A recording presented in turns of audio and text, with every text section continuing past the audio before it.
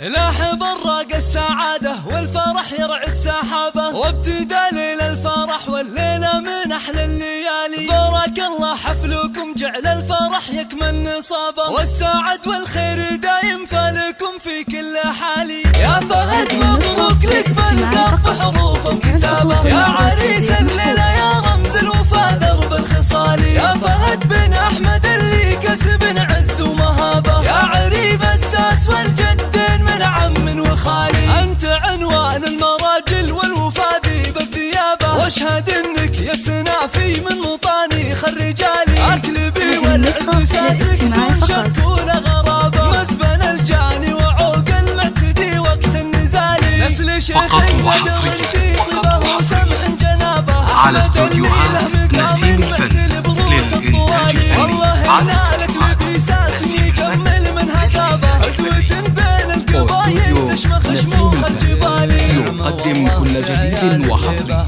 في عالم الزنبات والشيلات والقصائد الشعرية. اختر زوجتك على مزاجك. طلت كالقمر زين ومهابه، مهرة في زنها متصدره بين القوالي. كاملة في وصفها في لها ند ومشابه، واشهد انها فرقه في حسنها وزين الخصال. هذه تقريب كلها طيبه واخلاق وذرابه، طيبها من طيب واصلها بنت الرجال. بنت شيخ فتح للضيف العانين بابه، وعلي راعى الفعول اللي تنومس كل غالي. فيها الغلبه يلي مجدهم كل حكابه، الرجال اهل الحميه والوفا واهل المعالي. لابت السبع عن مجد من قبل عصر صحابه، عزهم تشهد له سيوف صقيله ونبالي. نسبع الغلبه يلي مجدهم كل حكابه، الرجال اهل الحميه والوفا واهل المعالي. الرجال اهل الحميه